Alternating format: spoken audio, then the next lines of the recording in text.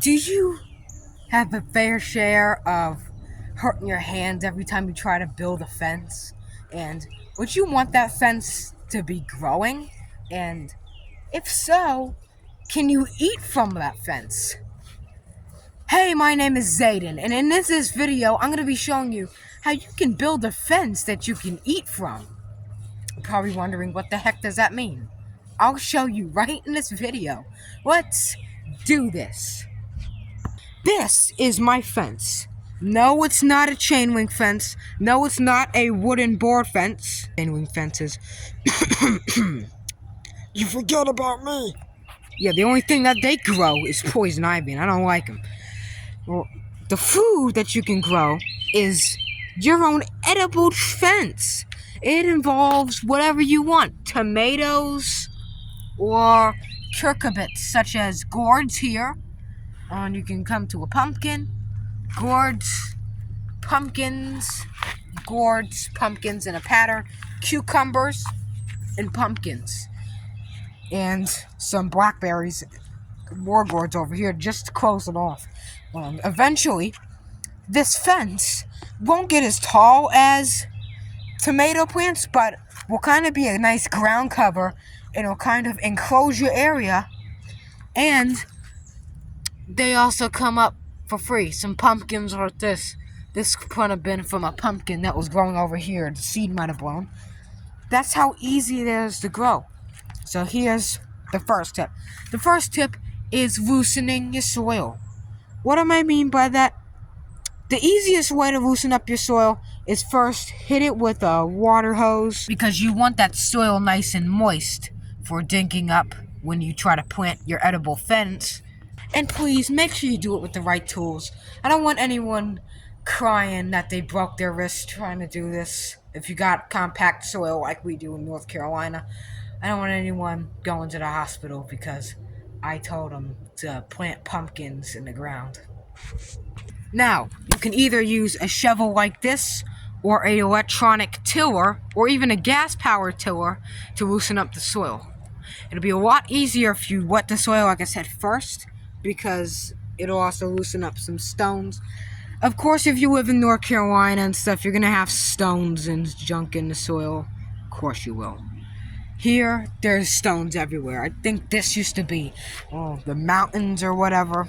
I don't know. It's Zone 7B, so I don't really know the history of what was here in my backyard millions of years before.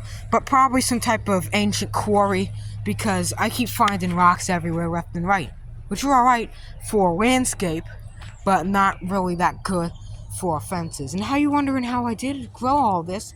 Because I loosened up the soil. Very easy. Tip 2 is picking the right plant. You can either do fruits like blueberries, veggies as any tall growing veggie plant, herbs, or even things like mint for ground cover, or grapes.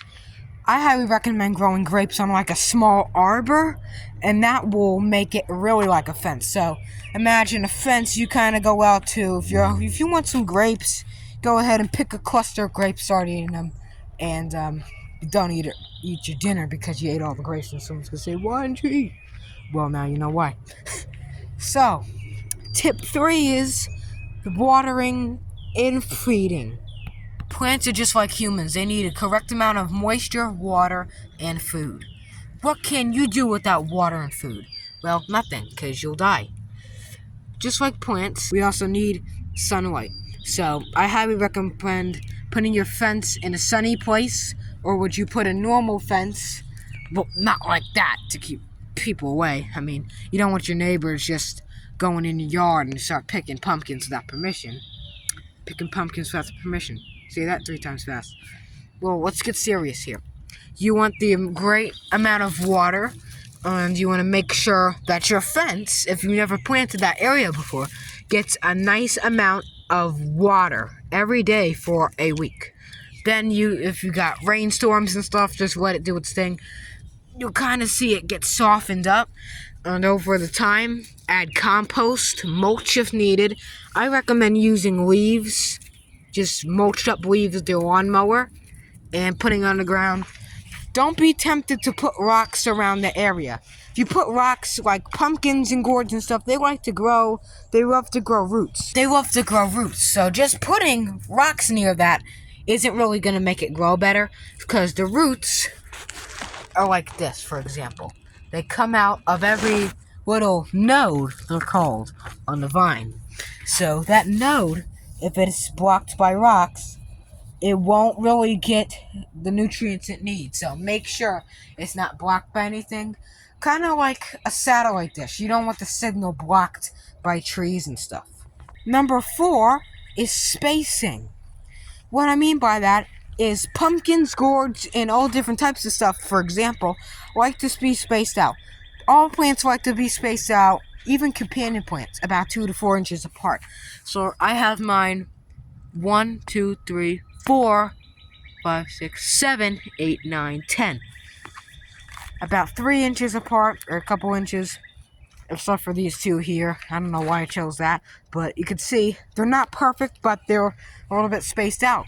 That'll give them the correct amount of root growing space that they need to produce fruit and flower and stuff. But if you got cucumbers, you might have to put up a couple sticks or something for them to climb up, because they're not really good growing on the ground. Cucumbers are in the cucurbit family, which includes gourds, pumpkins, squashes, watermelons, and of course cucumbers. So cucumbers don't have roots like pumpkins do on the nodes. So what they do is just vine up trellises. That's why you see my cucumbers growing up trellises and arbors, because they don't have roots, or else it would have been growing on the ground. Last but not least, number 5 is weeding. If you're growing a fence and you're looking after it, and let's say you go on a vacation or something, like all plants need to be weeded. Keep unwanted weeds out of the garden or out of your fence line, such as these, or dandelions.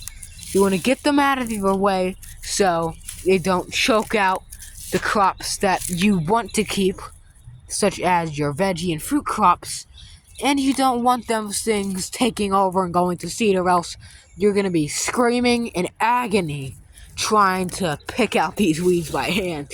No one wants to go through that. So I highly recommend weeding it and keeping the weed pressure down by making sure that the area is properly watered, mulched correctly, and composted, so those weeds have no chance of getting out of the ground and starting germinating.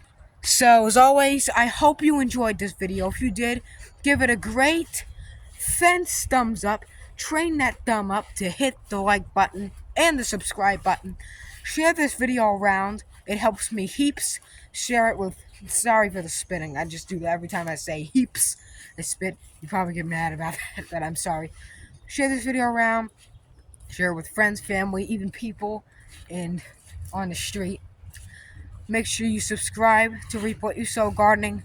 Highly recommend it. We're so close to getting 2,000 subscribers, and I can't do it without your help.